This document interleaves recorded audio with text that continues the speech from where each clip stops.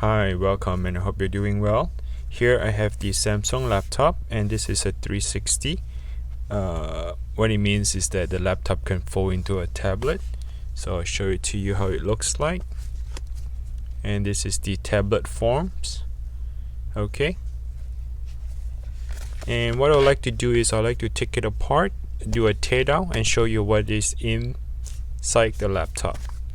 Okay, so let me turn it around and show you the model here. This is the Samsung NP730QCJ. Hopefully you can see from the fine print. And let's go ahead and take it apart. So far, I can see there's a rubber stopper that might be covering up the screw. So let's remove the rubber by using a prying tool just to pry it open. There's no double-sided tape. It's very easy to come off. Now once you remove the rubber pad, and we're going to use the Phillips screwdriver.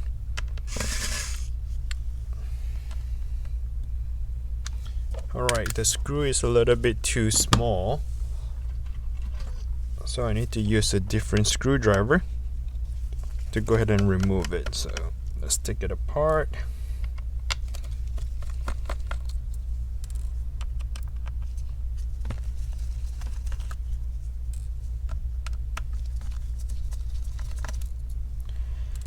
Okay, so once I remove 4 screws, let me see if I need to use a prying tool to pry it open. It seems to be the back plate is covered very securely.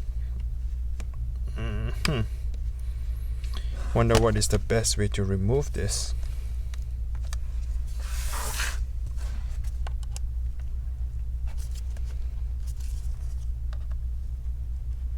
This is my first time taking this apart, so just bear with me. I'm not familiar with this laptop here. I wonder how Samsung make it. So the computer is not turning on, just so you know that I'm not sure exactly what happened, and this is the time I'd like to find out as well by taking it apart and see what we can find is wrong with the computer.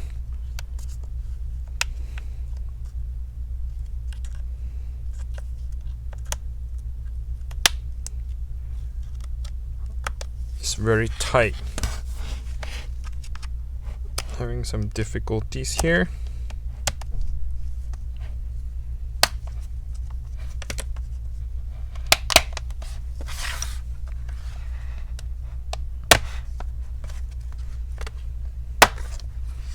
Alright, so it's a clip-on, but the clip-on is very tight, and there's no other thing else by just pressing it down. So when you remove the back plate, you might have to put some pressure to pry it open. They are just like a clipper all around it. Alright, so here you can see the exposure of the computer, and the whole thing here is the battery. This is the M.2 NVMe drive, which contains all your Windows and your data, your programs, everything is in here. This entire here is your motherboard, and this is the I/O board for the USB on the side. Okay, so the bottom here is the speaker. Let's go ahead and try to take it apart and see what we can find here. So when it comes to the battery, to me the battery looks like, is this the pull down? No, this is not a pull down. So this connector here for the battery, you just have to lift it up to remove it. So the way it looks like is not like a slide in and out, it's more like a push down or pull up. That's how you remove the battery. Here we do see that this is the Wi-Fi antenna. There's the white cable on the left, the black one is on the right. To disconnect the Wi-Fi, I just lift it up. They're kind of like a Lego. You snap onto that antenna. That's how you remove it. Right now I'm just removing the double-sided the tape. This is the tape that taped onto the Wi-Fi. I just want to remove it on the side here so that I can go ahead and remove the battery. Now if you have a bad battery, if your battery is not holding the charge or your battery has swollen, this is the time where you need to replace the battery. Do not keep the broken battery, because the battery may catch fire when you overcharge it or by accidentally poke or damage the battery. Lithium ion battery can catch fire. Once you remove the 4 screws, and this is the entire battery, that's how it's looked like. Alright, so if you have a bad battery, you want to look for the model here, would be the AA-PBS N4AF. Okay, let's put the battery on the side. Pretty much we are exposed to the touchpad underneath here, and this is your keyboard. It's connected to this one here. Okay, now this is your the 40 pin connector for your LCD. So let's go ahead and remove the M.2 SSD drive. If you have your information in here and you try to recover the data, you can just remove the M.2 and then get one of these USB connector.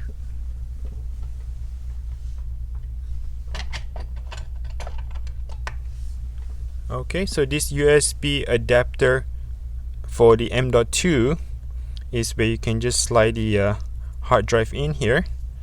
Okay, and then screw it down, or you can have a tape to tape it down. You do not want to run the M.2 when it's exposed like this. You just want to stick it down parallel.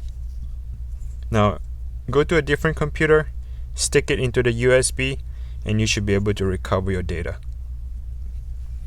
Okay, so let's move on to the next step. What I like to do is to disconnect the keyboard. So I flip open the connector for the touchpad and slide the cable down. And this is the I/O board for this part here. Open up the connector, slide it to your left. This is the CPU fan. Go ahead and slide the connector down. Okay, and then there are 3 screws holding onto the fan.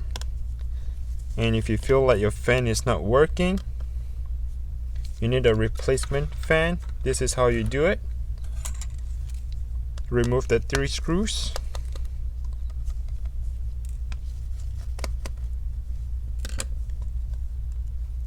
And the fan will just come right out. Okay, now here comes the motherboard, but before I can remove the motherboard, there's a little metal clipper here. I flip it open and then slide that 40 pin connector away from my body, slide to that direction, and that's how you disconnect it.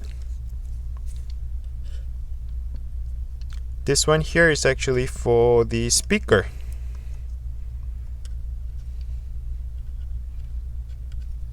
It looks like the speaker is not removable. I find that it's a bit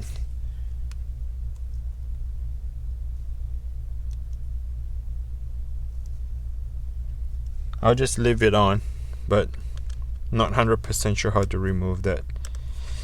Okay, so let's go ahead and still work on the motherboard. Go ahead and remove all the screws.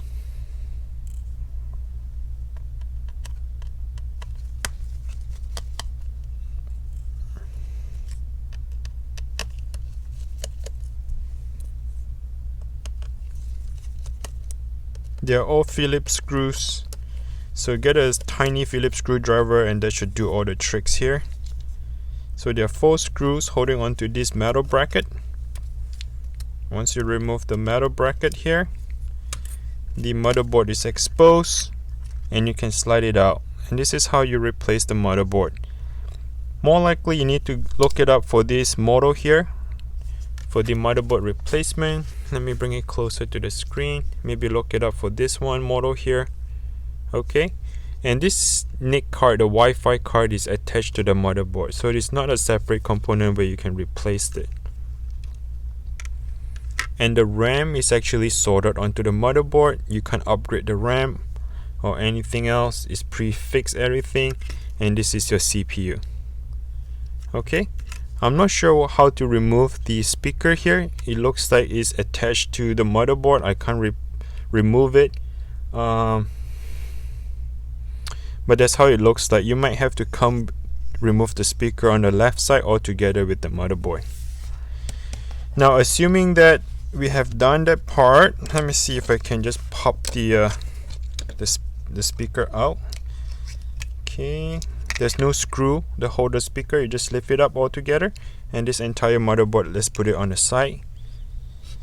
Now here, I like to show it to you. If you want to do a screen replacement, you can, but you would have to replace the entire screen with the hinge all together. So remove the two screws.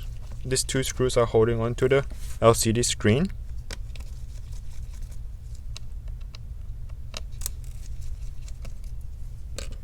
Okay, now I'm going to lift the screen up